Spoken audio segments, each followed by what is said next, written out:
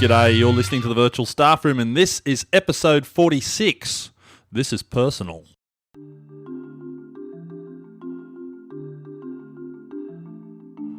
Well, once again, thank you for joining us here on the Virtual Staff Room. My name is Chris Betcher. This week's episode, we get to meet two educators who have some experience to bring to the table. We meet Kathleen McClaskey from New Hampshire and Barbara Bray from California. And both these ladies work quite closely with each other. And their specific area of interest and expertise is this whole notion of personalised learning. How do you make the learning experience personal for the learner? And so we talk about concepts like personalised learning, which I must admit I was a little confused about, as opposed to personalised instruction or differentiated instruction. I didn't really ever think about the difference between those two, but I guess there is quite a significant difference. We also spend time talking about the idea of universal design for learning, a term that I've heard many times, but it was really great to talk to Kathleen and Barbara about the idea of universal design for learning because, again, I think it's one of those terms that has a fair bit of confusion about it from people who have never really delved into what it really means. I won't say it's just another word for good teaching because it's certainly more than that, but it's something that good teachers seem to do. So it's an interesting discussion. And finally, we look at some technologies you can overlay onto the learning process that maybe help with this personalisation and make it an easier goal to achieve. And certainly there's a whole bunch of mobile technologies around that help us with those goals. So I will pass you over now to Kathleen and Barbara, and you can hear from their wealth of wisdom about the whole notion of making learning personal. Here we go.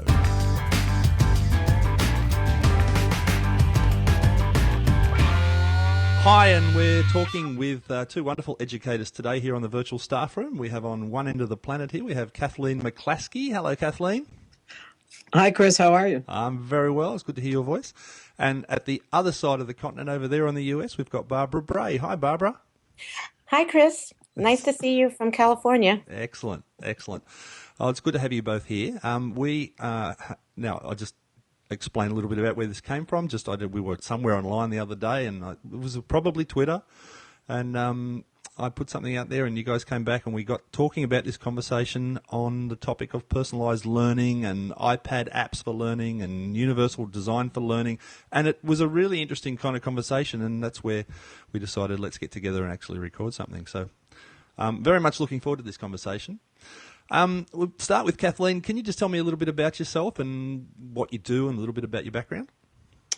Sure. I'm a 28-year veteran in using technology in the classroom and have probably had every role you can imagine in schools around technology.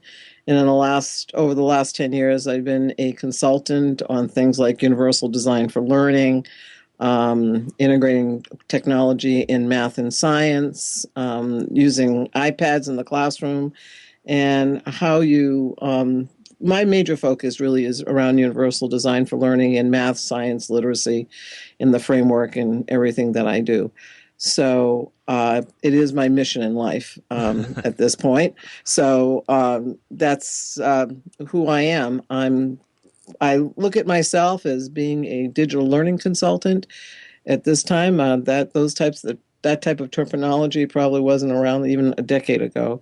But that's where I'm at this point because I really see technology and the devices that we have that can really empower both teachers and learners. And I call myself an ed tech evangelist. So exactly, yes. That's who I am. And somewhat of an edupreneur. Maybe we can talk about that later. An edupreneur, right. Barbara, let us know about what you do. Well, I guess you can say I've been an edupreneur for some time. I'm what you call a digital pioneer. I've been talking about technology and personalizing learning for 20 years, and a coach working with schools and districts. First started in the San Francisco Bay Area and then went national. But what I found is that it's kind of a big, scary world out there in this digital world, and teachers need help. And that's kind of how I got into it. I started working as a coach, and then I ended up writing a column for Q, Computer Using Educators, for professional. Yep. I've been doing that now for 15 years, and I'm constantly learning that everything's changing. And so that's why Kathleen and I were kind of introduced to each other at a Q conference, and it kind of just was perfect because my focus is on personalizing learning, coaching, and supporting the learner, and it just melded with the UDL and the direction she's going. Right. Perfect. And so you guys do a lot of stuff together, from what I hear.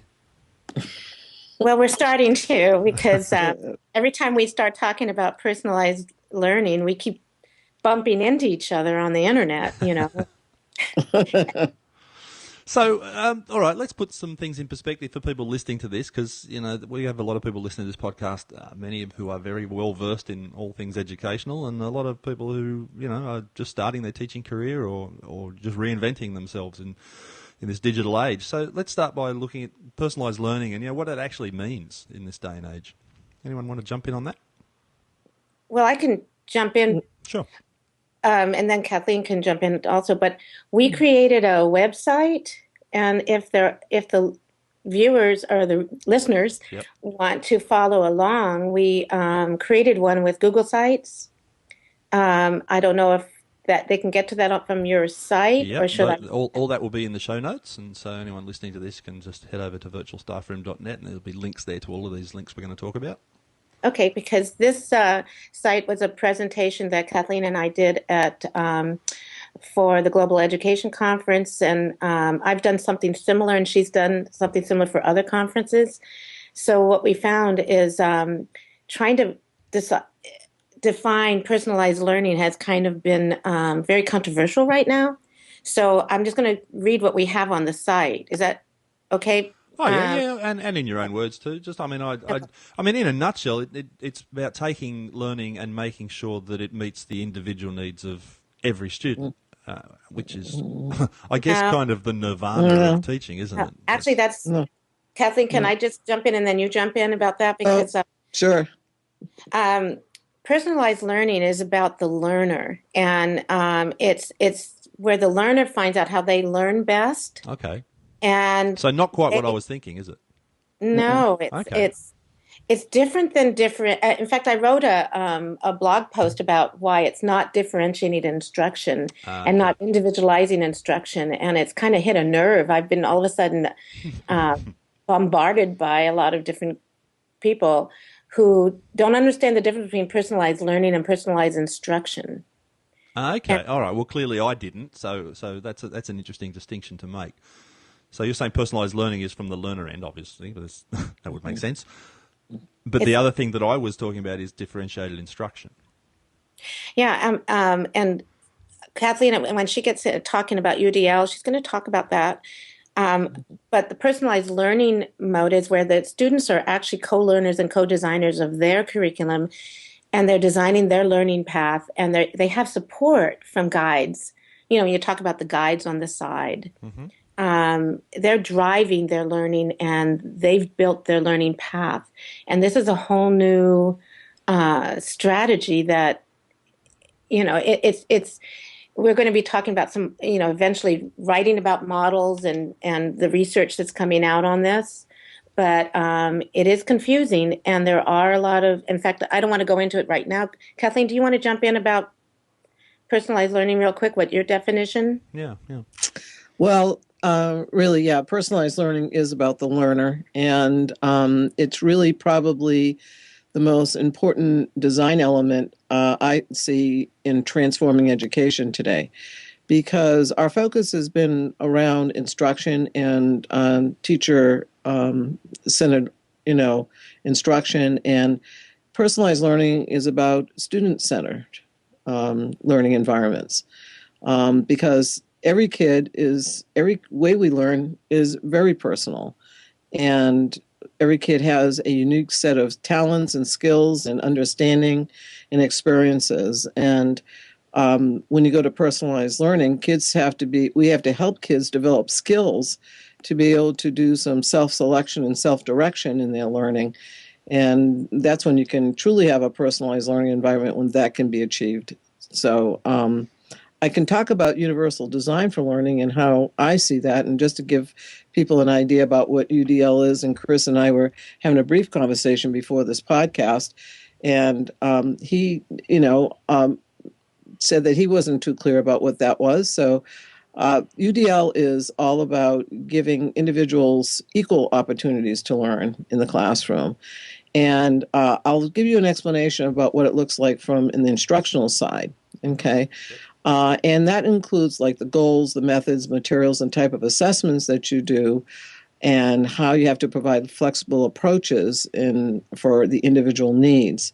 But when you go to design, universally design a lesson, you have to have three things in mind. How will I represent the material that I'm about to instruct so that it really reaches and meets the needs of every learner in the classroom? The second principle is around about action and expression. So how will I allow kids to express what they know? Okay, what type of ways could I have children express what they know? And the third is the multiple means of engagement and thinking clearly how you're going to engage these learners. First and foremost, you have to understand every aspect of the learners that you're about to teach. That's key to all of this. And that's how this really fits in nicely with personalized learning. I was saying to Barbara, what my take on all of this is, being a long user of UDL and teaches how to design lessons like this, is that we want kids to be able to do a self-assessment using that same model, finding out who they are as learners, because we know that most kids don't get that figured out, how they learn and how they can best direct their learning. So I think we have to work a little bit harder in getting kids to understand that. And a real focus on the learner needs to happen if we're truly going to ever really change the way that learning environments currently exist into one that's more personalized. So. And can I just jump in? Absolutely. Is that okay, Chris? One of the things that I'm finding that there's a lot of confusion now with the term personalized learning, where they're talking about adaptive curriculum and adaptive testing. Mm-hmm. And what the confusion is that when you go in and you take a test that uses algorithms that someone else, that the computer or a company or a teacher or somebody else designed, that if you hit A and that sends you to B instead of C, you still are being directed. It's still personalized instruction, not learning. Right. So the concern I have is that there is a push now to talk about adaptive instruction, curriculum, and testing as personalized learning, and it confuses everybody because it's terminology. Right. I was clearly confused, so I'm glad you cleared that distinction up. I met a lady in Australia recently called Ramona Pearson, who does a lot of brain research, and I think she's just been employed by Promethean as a chief science officer, I think is her title. And she was talking a lot about that concept too, of using. Now, she's obviously looking at it from Promethean's point of view, but using this idea of using tools that analyse where a student's at, and then depending on what and how they respond, it would then offer them, a new view of the curriculum, or it would, change what appears on their iPads that day. But that's not what you're talking about, is it? You're talking about something different. And the other is we're looking at competency-based models where you can demonstrate mastery in a different way. You still could use the adaptive curriculum, but you're designing the path, and you're getting a guide, and you're self-directing your learning. So the concern I have is it's still based on an outside source coming in and telling you what you need to learn. And what Kathleen was saying about, if the learner understands how they learn best, and we're talking about looking at strategies to design a personal learner profile where they can monitor their progress, reflect on it, share on it. And one of the possibilities is having them also lead conferences and lead other, even using social media to let others know where I am in the learning process. Now, how does that fit in with, like, obviously, most school systems that I've ever worked in have a fairly defined curriculum that says this is what needs to be covered, this is what needs to be taught and learned. How does it work in with like, I'm just trying to get my head around how the personalisation of the student choosing what they're interested in learning matches against the system approach of saying this is what you're supposed to be learning.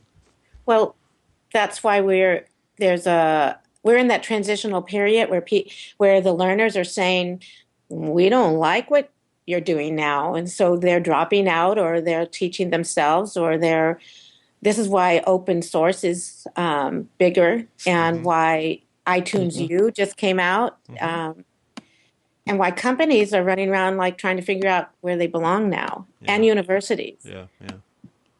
I think we're in a transitional time, and it's going to eventually go that way because the client is the learner, and eventually they're going to direct where the market's going to go. Right. Okay. And one of the things is that we keep forgetting that students really are at the center of education, and we keep on missing that particular point. And we really need to help kids to find out, what are their aspirations. It seems to be kind of dismissed or not even recognized that maybe a student has a certain set of talents or gifts that really could be guided and nurtured. And within that framework of a curriculum, but we don't tend to look at what a kid loves to do or the goals that they may have or things that they may aspire. One of the things I want to point out is that if we actually have children to aspire to do something or be someone, that we actually may get some motivation in the classroom, right? Okay, or motivation in learning environments. And right now, we're losing kids at a pretty phenomenal rate, okay, here in the United States. I don't know what it's like in Australia, but, we're looking, at a pretty large dropout rate. And because kids are so disconnected in school that no one really has ever asked them, even at an early on, about what they love to do, and what they would like to do. It's just, here's a set of coursework, and here's the courses that you need to take in high school, whether it's relevant or not to what you want to do. And we have models worldwide that have been highly successful when they really took a look at a child's aspirations and passions, and that has really changed things around. And, in the country I'm talking about is Finland, because that's what those kids do in the secondary environment. They are really working on what they aspire to be. At the high school level. And so the dropout rate is like less than 2% in Finland. So because they support a child's aspirations and how they're going to contribute to their society. That's so different than what we have here. Okay, so we're in a transition. And like I said, that personalized learning is going to be absolutely critical to transform education. Right. Oh, I'm pleased I'm starting to understand the distinction there between what I thought it was and what it is. Well, can I jump in about one thing about that you just said, Kathleen? Is that okay, Chris? Barbara, you can jump in on anything you like. Okay, go ahead, Barbara. Okay, then be careful because I might just, one of the concerns I have are children at every level. I mean, it's not just the at-risk kids that are, we know we've been leaving them behind, and we're trying to. There's kids at levels that are gifted, but they are being lost because of the way the curriculum is set up, how one size fits all. And what I've found is that if there's a lot of problem with these children that are like perfectionists, and they give up and they don't continue with school also. So one of the things I approached several universities because I was concerned about some kids that I knew that didn't want to finish college. And I said, have you ever thought of designing a way of challenging courses as part of your accreditation? And even the structure is so fixed that they're not looking at other even sources of revenue or sources of ways to reach these kids that they're losing. And they're at all levels.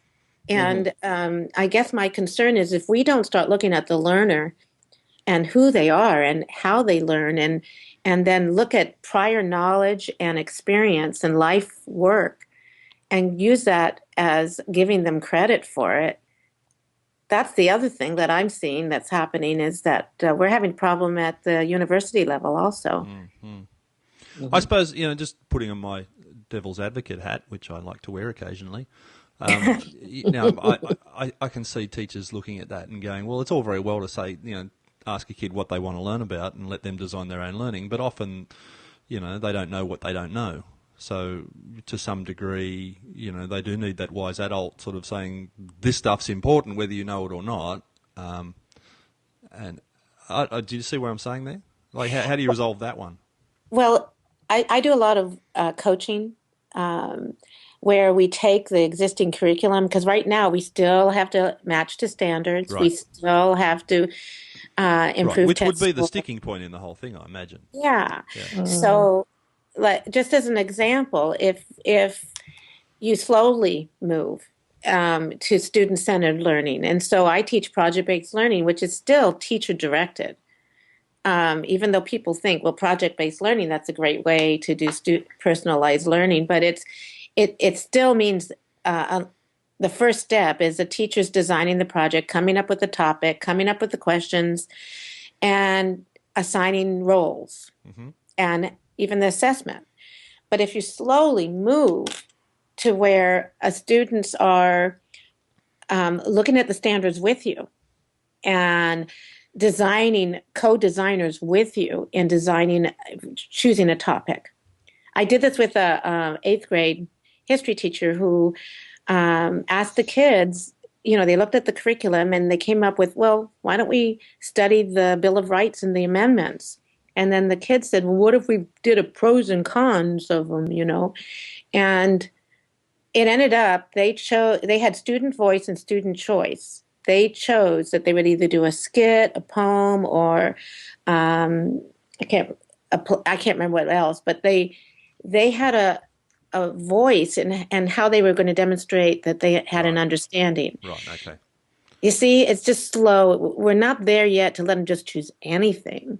So if you were to take the full extreme, and let's just go the full extreme, let's say you were somehow responsible for a brand new school just getting off the ground. You could design the way it worked any way you liked. It wasn't tied to any sort of specific curriculum. They were complete free reign to have it run any way you like.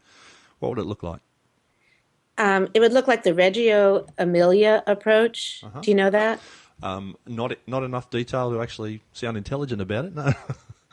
Well, Reggio Emilia approach is it started with preschool. It was designed after World War II, where it was all about the learner, and the environment would look more like maybe like Google. It would be very open. They're starting to do that in countries like Stockholm Sweden and Finland and others, where they're taking the walls down and they're redesigning. They're even having the students help in the design of it. The physical design of the space. The physical design. Right. They'd also have a virtual place, and the kids would be part of the design of that. And the teachers would be co-designers and co-learners with the students. So it would be more like a laboratory. Yeah. I did the Google Teacher Academy last year here in Sydney, and we got a tour of the Google building as part of that. And I just remember all of us looking at each other and going, why isn't school like this? This is the way school should be set up, with all these learning spaces and places to play and places to think and places to work and collaboration and no walls. It just seems like a beautiful environment. I'm a Google teacher from 2006. Ah, okay. So, hello, fellow. Yes, indeed. But it's true, isn't it? That whole environment, at the risk of making it commercial, the whole googly environment would be perfect in a school, I think. Well, and that's exactly what you're talking Kathleen, about, really, isn't it? Let me just finish this, Kathleen, and then you jump in. Okay. One of the things that I'm asked to do is come in and observe and give feedback to a school administration. And what do you think? Where are we now? Where do you think we can go? And the first thing that's very difficult is we have lots of small classrooms with very little windows and closed doors. And to come in and say, well, you need to knock down all the walls and put up glass walls or whatever, it's extreme. It's very hard for a school to do that, but it is necessary to start opening the doors. It's necessary to start collaborating. It's necessary to walk out of the classroom. It's necessary to use mobile technology. There's a lot of things they can do to start moving in that direction. Right. And is this the sort of stuff that Finland is doing, you said? Well, yeah, Finland does something, where first of all, kids don't enter school until they're 7 years old. And they basically are with a teacher for 7 years. But what really makes Finland very unique is the caliber of teachers that are teaching. Right. And they require teachers to have a master's level degree. And in order to even apply for a master's, it's a highly competitive experience. And they only take like 10% of the applicants. Of college graduates. Okay, so it's very prestigious to be a teacher in Finland, first of all. And everyone is taught by a master teacher. So if you can imagine, one of the things in Finland is that with kids having teachers for a number of years, the way I understand it, it's 6 years, that they actually, there's a real... you get to understand a kid really in depth, having a child for that long. But not only that, what's really important in all these different models is the involvement of parents as well. So that's what's really different there. So when a kid goes to the secondary level in Finland for 3 years, they are really selecting their coursework based upon what they want to do at the college level. Okay, so all the coursework they're doing is really contributing to what they want to do, you see? And keep in mind, they do have a strong set of standards in Finland, okay? And the focus is really their students are able to select their own learning path, is very important in Finland, and creating a better learning path for kids so they can be contributing members to society. Their vision is very broad that really connects to their society and their community. And they decided back in the 70s and 80s, when their dropout rate was like at 25%, that they were going to change. And one of the things that's assured in Finland is that every child, no matter where they live, okay, will all reach a certain level of education, provide a certain amount of education so they can be contributing members to the society. Now, they don't have standardized tests there, okay? They take the PISA test, and they're always surprised how well they do on that. And they have now, by the way, the reason why people are paying attention to this is that that's been true for the last 10 years in Finland, okay? And they provide a great deal of support to kids that may have some challenges. And I want to get back to that because I don't see them really using the word disabilities the way we use it in the United States, okay?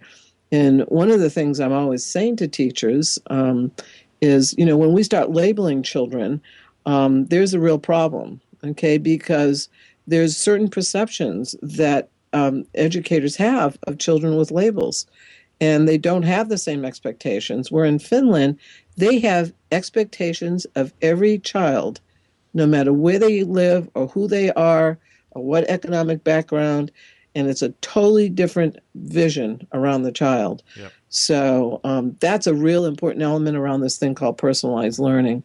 And what happens is that kids stay in school because at that secondary level, because they're doing, and all the work they're doing is really moving towards what they aspire to be. Yeah. So it's contributing and very, very motivating for students to be in that type of learning environment. And it's really respecting and understanding so that every child's aspirations is also met. We don't ever talk about aspirations in school. That word doesn't even arrive on the planet, I've just stuck a note in the show notes, by the way, that article that no doubt you've read, what the United States could learn from Finland about education reform. Right. was doing the rounds on Twitter a couple of weeks ago, so I've stuck that in the show notes. It's an interesting read, that's for sure. Well, the thing is I do a daily research on personalized learning. So, and it usually ends up in that my Scoop It topic. And there's some really good and very rich resources, including reflections by principals and superintendents who in British Columbia that are really leading the way, and a lot of stuff on Finland and Pisa Sahlberg, who's really the person that you hear about most often from Finland, and why. So there's a lot of good there and a lot of good video and that people can take a look at if they want to learn more. Cool. Can I just jump in? One thing that because I also with professional development, I saw that the quality of the teacher really, like you mentioned, it's really important. But the other thing is the students started school and stayed with the same teacher for 6 years. Yeah. Right. And I just think that consistency and feeling comfortable and having a mentor there, so that it's like a laboratory, like I was mentioning. It's like you're constantly helping that teacher grow, but you're also there helping the student because you know them now. Yeah. I would hope there'd be. I had my own two kids go through school, and there were some teachers that taught them that I was very glad that they weren't with any longer than they were. So, well, see, I've had a totally different experience, and my children are grown, but my youngest son, who had challenges in articulation in school, was with a teacher for a couple of years, and that was truly the gift that was given to him. Yeah, in the totally, end, for sure. Totally, and my two kids had the same experience, that they both had great teachers at one point who I would have been quite happy for them to have their entire teaching, their entire school experience with. There you go. There were others that I just thought, wow. So, I guess I'd hope there's an escape hatch. Well, Chris, if you were stuck with a teacher that you clashed with or didn't like for some reason or whatever, that there was a way of changing that. But anyway. Well, just think about how well that teacher would get to know the parents, the family, the sibling, and everybody in there. That teacher almost becomes a part, of that family and really invested in a child. Yeah. So I think there's a lot to say about that, but I think there needs to be some sort. I don't know how Finland approaches that. That would be definitely a question I would ask someone there, was how do you get to if something doesn't work out, but what do you guys do, what options do you have? That might be a topic for another podcast another time, is the whole idea of what actually makes a great teacher. What is it? Those two teachers I just described, the one I'd want my kids to be with and the one that I really didn't, what was the difference? And I think if we can identify what that is and replicate it, that'd be a nice thing to do. But see, the one thing that's different with Finland school is that they have a mentor with them, and they're in this laboratory environment, and the parents are very much involved. So the parents also have a close contact with the mentor. Yeah. So if there's a problem, it's brought up right away. Where if you're right now and today in school, and you may go to the principal, you may go to the teacher, and you still might not be able to resolve it, and it's very difficult to move your child out of that classroom. Right. So tell me a little bit more about UDL, or Universal Design for Learning. And again, from the perspective of maybe people listening to this who have never heard of it or don't know much about it. Well, Universal Design for Learning was really developed by a nonprofit in Massachusetts called the Center for Applied Special Technology, actually some well over 20 years ago. And it's based upon a lot of brain research at Harvard University. And David Rose is the UDL scientist who has worked with Harvard around this. So it's, universal design is based upon architecture, and about giving pathways for every, to enter buildings, and the architecture analogy is around providing access to buildings. But universal design for learning is about, designing your curriculum or your lesson so that it provides access to learning by the maximum amount of students in the classroom. And one of the misnomers about UDL is that it's only about special education. And I always like to bring up the fact that that we're all diverse learners all here. special, Okay, yeah, we're all special actually. So and that each one of us has challenges and strengths in a lot of different areas and aptitudes. So when you go to design a lesson, you have to consider all the learners in the classroom and exactly how they learn. And so the learner always comes first. And one of the things I like to also point out is that whole thing around labeling. So that, here's what usually happens is some kid is labeled, this child has learning disabilities, or this kid has processing problems or whatever. And so now, and it's important to know those things, but it shouldn't provide what's called a veil around their learning. In other words, that they don't have the capabilities, because a lot of times we treat those kids as if they don't have capabilities of doing anything. Okay. And I always speak to teachers in this way.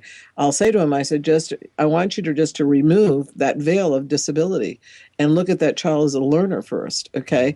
And I've done that really over the last 10 years with all kinds of children who are, have severe challenges, okay? But when you start really looking at them as a learner and how they could best, access information and how they could best express themselves, you discover so much more about the learner. And it's really it's something that teachers need to really invest in, is really understanding who the learners are to best teach them. Because I think a lot of times, lessons are designed, and never really changed, no matter who's in the classroom. And we're losing too many kids, by the way, early on. And the other piece I like to talk about is when you do understand the learner, you can really direct your lesson in a very specific way to really help all the learners in that classroom. So the word design in Universal Design for Learning, I mean, I used to teach design and technology, and to me, the concept of design means you identify a problem, you look for possible solutions, you identify the best solution, and you implement it, and then you iterate around that and keep improving based on feedback. Is that the sense of the word design that you're applying here? This idea that you've got this unique classroom and you're looking for the unique problems and opportunities within that classroom, and then designing your learning experience for those kids based on that particular very personal subset of kids? Is that what it's about? Yeah, I mean, it's a lot of times you're looking at a subset of kids, but the thing is that oftentimes we're overlooking kids that seem to be learning okay, who also have challenges. So I oftentimes, when I would be teaching graduate courses, have teachers really look at each and every student in their classroom and run them through what's called a class learning profile. Okay. And to specifically look at all the different challenges that existed there. And so you better design your lesson by doing that. And once you know who they are, or they know who they are. But the other piece is getting and the term universal then is to just make that an all-inclusive process so that everybody in the class is covered. Is that the implication Correct. of the word universal there? Absolutely. Right. Okay. Right. Yeah. So the thing is just, and what we actually, whatever we do in designing that lesson is really going to have the greatest impact to the greatest number of learners in the classroom. Right. So the thing is that we kind of keep missing that piece. We're all diverse learners is really the point I want to make. Right. And we don't tend to really look at kids, the kids that are getting A's or B's or whatever, we don't tend to see them as children that have any kind of challenges, but sometimes there are. And it's because we haven't really looked close enough at students and thinking about them in that way. We were talking a second ago about this idea of, great teachers versus, not so great teachers. And just thinking about what those teachers did that were so special, I think that was almost an innate way of the way they ran their classroom. That they did understand that every student was unique and they came up with ways to make sure they catered for every one of those students' needs. And it was almost an innate thing. I would reckon there's teachers there who have never heard the term UDL. Right. But they innately do that stuff because, is this just... I don't want to say it's just another word for good teaching, but, this sounds to me like the foundational cornerstone of what good teachers do. It is. It's really best practices. it really is summed up to be the best practices in the classroom. And as teacher really does, a teacher that can engage students first of all, and is and are always excited about teaching. Yeah. Usually, a lot of the times, they're really good teachers, and they absolutely have to have a love of all types of children in the classroom, and see beyond, these labels that we throw at kids, and that sort of clouds and actually gets in the way a lot of times for children really achieving. Right. So, the problem I see often is that children that do have challenges don't see themselves as learners. Yeah. And so that's the real problem. Right. Don't forget, you can jump in anytime, Barbara. Oh, okay. That's all right. I was just kind of looking at what you, because I can see how UDL could be confused with differentiating instruction, Right. even though what you're doing is providing an environment where you are reaching all of the students, or at least you're aware of how they learn. The thing that I'm looking at is in making the students aware of universal design, so they're aware also of how they learn best. And one of the things that I found, because I worked in middle schools in Oakland, and I'd come in and I'd see several of the kids kind of, fidgeting at their desk because they couldn't sit still. And I have some kids that put their head down because they don't understand it.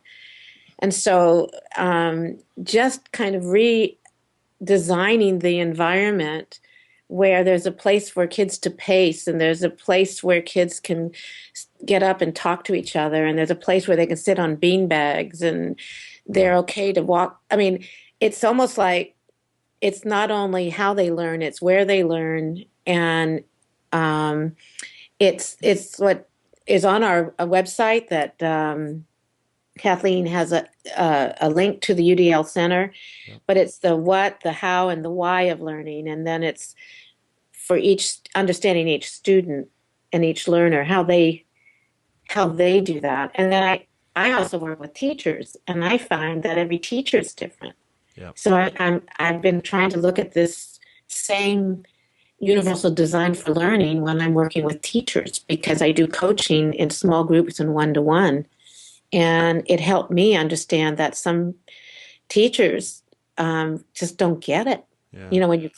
So that could be the same.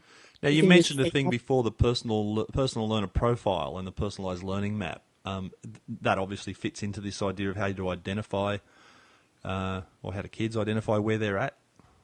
Yes, and we're looking. Kathleen and I really haven't. We're designing, we're looking, we're researching, we're trying to figure out how would you design the best personal learner profile for each student, because they have to decide how they learn best. And with the map, we're looking at they'd have the profile, they'd have the opportunities to do competency-based learning, they'd have a guide, they'd be able to learn at their own pace, plus they'd have resources. And one of the things we wanted to touch on before the end of this discussion with you is we're looking at a personalized learning backpack with because we found children of all ages, learners really like the idea of a mobile backpack. Yeah, well, I was leading into that actually. It's the saying that I love this stuff that you guys are talking about, the whole way of approaching the learning process and looking at the way you're dealing with the kids in the class. So how does technology layer on this? How can technology help us do this better? And that's what you're talking about with this learning backpack, right? Yes. Mm-hmm. Okay, tell me about that. Well, I'm going to start, and then Kathleen, you can jump in about some of them. But what I find is the mobile technology just comes so easy to them. I can just tell you, I have a granddaughter. When she was 8 months old, she grabbed my iPhone and started flipping through the pictures and took a picture of me at 8 months. I thought, wow, it's like, how in the world is, we're going to, this is a whole different mentality. And the kids are texting and doing things that we never had that ability, even though I may have, my mind is kind of hypertext, even though I'm older. that's how my mind works. But how do we get it so they have the resources? So I'm trying to put myself in the learner's point of view from all different ages. And so we're looking at different types of apps. And one of the things that I'm finding is that, when you get the 100 best iPad apps and you have a long list, and right. A teacher really can't pick from that. Right. So what we're trying to do is do some research on the best apps, review them, and try to help, provide some of these resources that can support a learner at different levels. Right. So I'm looking at the website that you guys made, the Google site, the Personalised Learning Toolkits, and you've got embedded in here a slide share presentation, and I'm just flipping through to slide. What slide is this? Why don't you go instead of that, why don't you go to the left? Oh, yes, okay. Personalised Learning Backpacks, Apps and Tools. Right. We just put a list. So. Oh, excellent. Beautiful. Excellent. So, okay. So you've got links here for apps for reading, apps for note-taking, apps for researching, brainstorming, organising, maths concepts, writing, storytelling, and communicating and collaborating. And you've actually sort of curated a bunch of apps that obviously are good apps. Right. Yeah. And so go ahead. Go ahead. I just want to jump here just for 1 minute. And one of the things I want to point out is that the reason around this personalized learning backpack is that we do have an opportunity now to really personalize. Kids can actually personalize their apps, okay, to really support their learning. So that was just the premise to all of that. So that's, we don't want to do the same thing we did with laptops or netbooks, that we just threw everything the same for everybody. Right. That one size fits all sort of stuff. So the opportunity now is here. Right. Go ahead, Barbara. Sorry.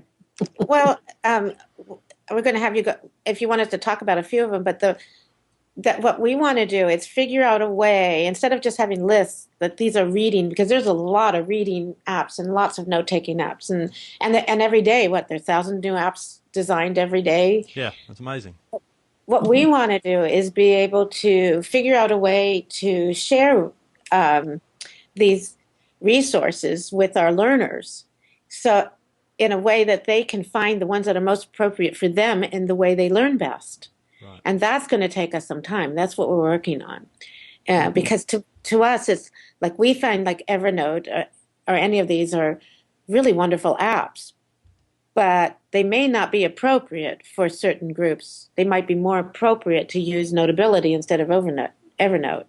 And so we're trying to define and work at why one would work better with one type of learner than another. Uh-huh. So, and do you want us to kind of share just a few that we've, or do you, Sure, yeah. It's stuff you find useful, absolutely. Do you want to, Kathleen, just maybe pick one or two on reading and note-taking, and then I'll go on to the next level? And yeah, go ahead. Start off with your reading and writing, because... Well, the ones that Kathleen shared with me, Drag and Go, and I found that that's for many kids. It's the speech to text, and it's free. It's easy. It's works with most of the other sites that you're using, so you can just kind of type it. Say it, and then it types it, and usually it's pretty right on with unless you have some terms it doesn't understand. So that's one I think that anybody could use. I use it when I'm in the grocery store keeping a list. I use it for a lot of different things. So, Kathleen, it's a universal. I actually wrote a blog post recently that was entirely done with Drag and Go, or Drag and Dictate, I think it was. But that whole speech thing, and it was interesting because I thought I'm going to write a blog post and I'm just going to dictate it and I'm going to publish it exactly as it comes out, mistakes and all. And there was no mistakes. It's pretty astounding.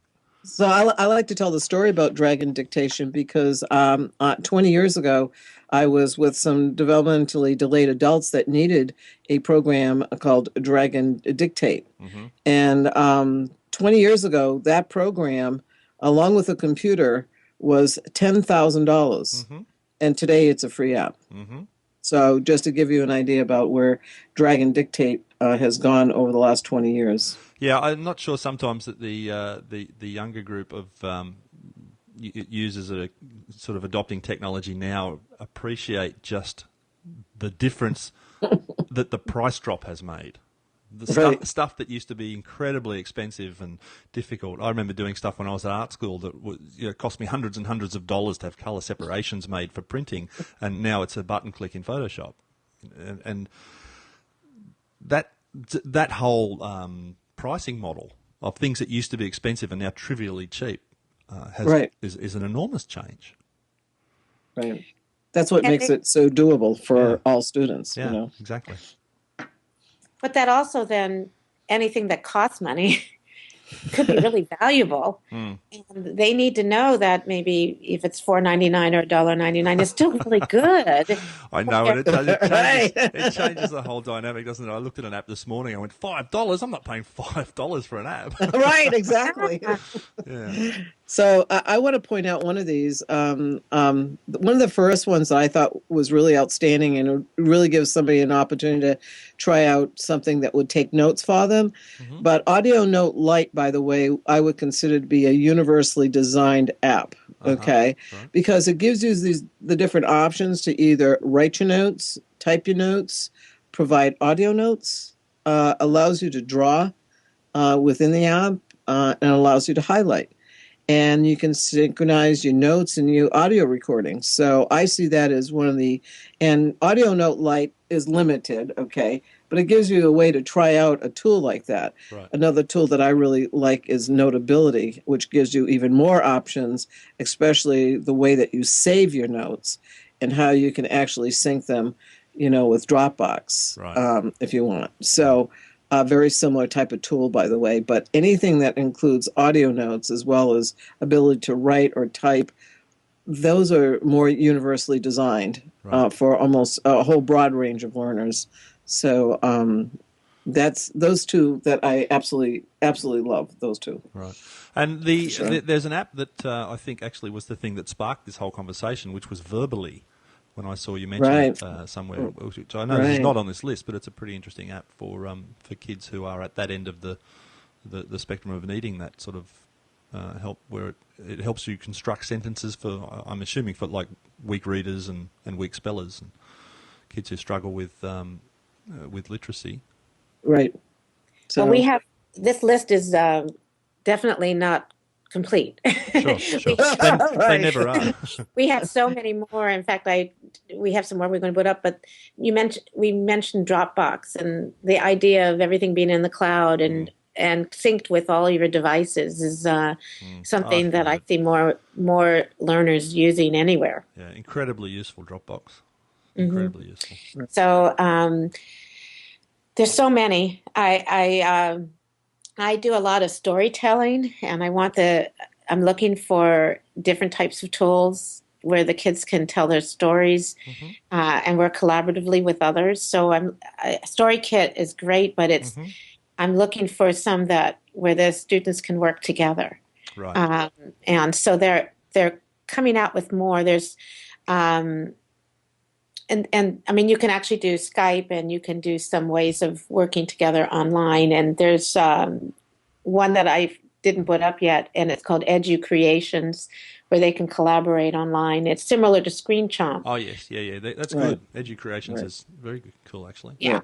Right. So there's and one thing about those that is really nice is that they're it's not an app, but they probably should make it. I know Eric. It's mathtrain.tv, which is similar to Khan Academy. But mathtrain.tv are little 2 minute, up to 1 to 2 minute videos that the kids made about math content. And what would be cool is if they actually took that and made it into a mobile app similar to Khan Academy. Right. So I think we're going to be moving really fast. We're going to see so many things that are interactive and collaborative in the direction that it's going. And so that's why Kathleen and I just said, whoa, this is a place we need to go. We need to learn more about this. Right. It's, I heard there's a guy called Hall Davidson who used to be behind Discovery Learning. Yeah. And he was in Australia about 10 or 12 years ago, and I remember going to a talk with him and hearing him say something that's always stuck with me, and that is that if you give me 2 minutes of the right video, I can teach you anything.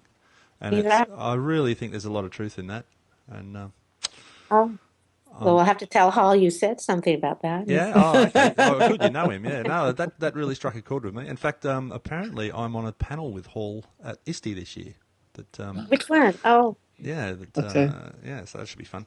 But well, we should, Barbara. We should preview that we're going to be presenting on personalized learning at ISTE as well, jointly. So maybe we can all. We'll definitely connect up. Hopefully, Chris. Yeah, I hope so. That's the plan.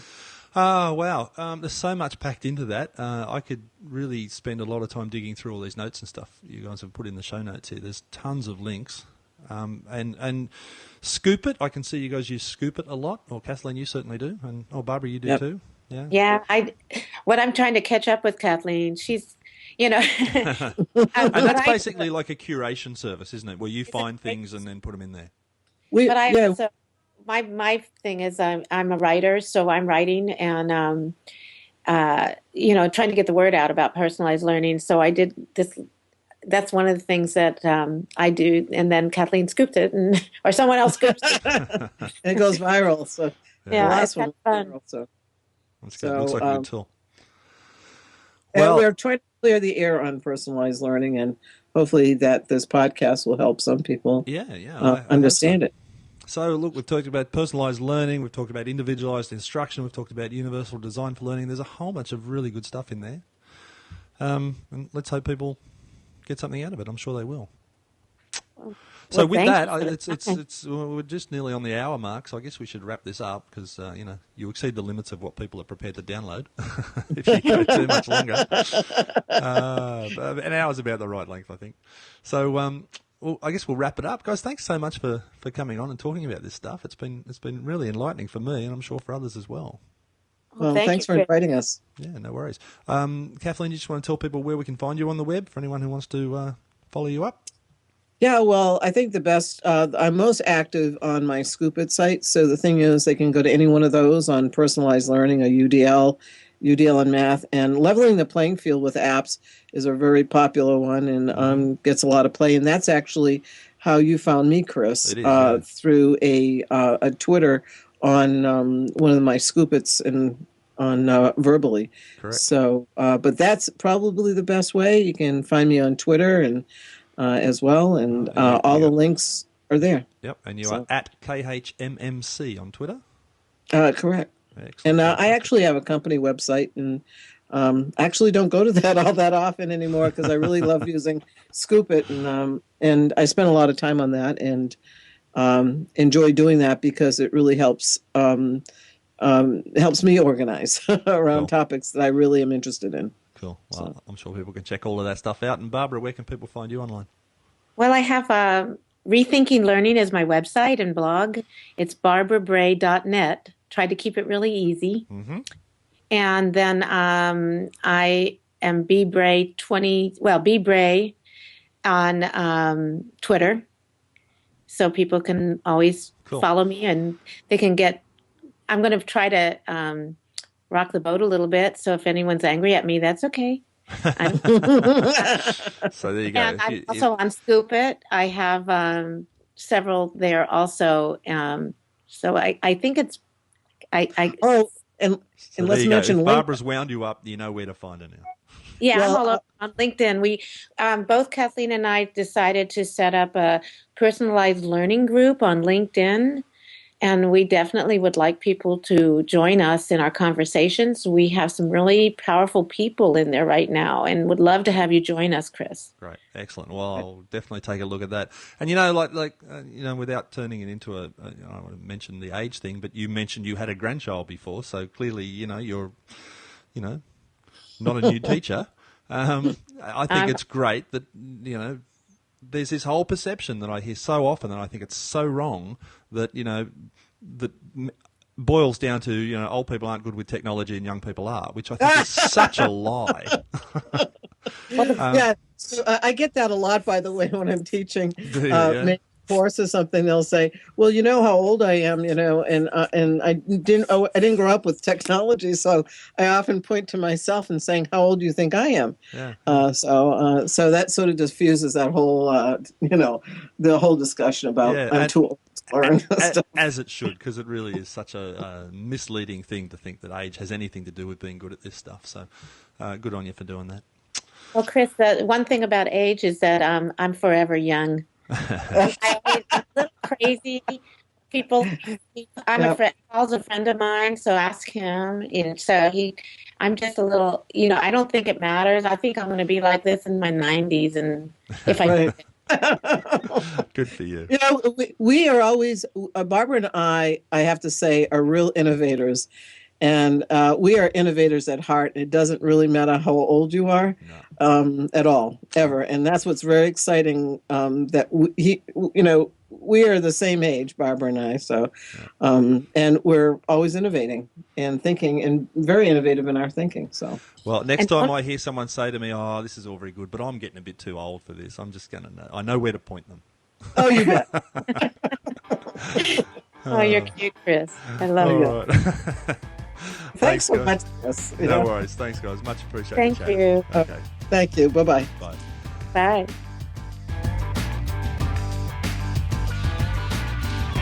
A big thanks to Barbara and Kathleen for that great chat. It was good to talk to them. This episode, like all the others, can be found over at virtualstaffroom.net, where you can get all the show notes for this episode and all the previous episodes. So head on over there and check it out. My name's Chris Betcher. Thanks for listening. Talk to you next time. Bye.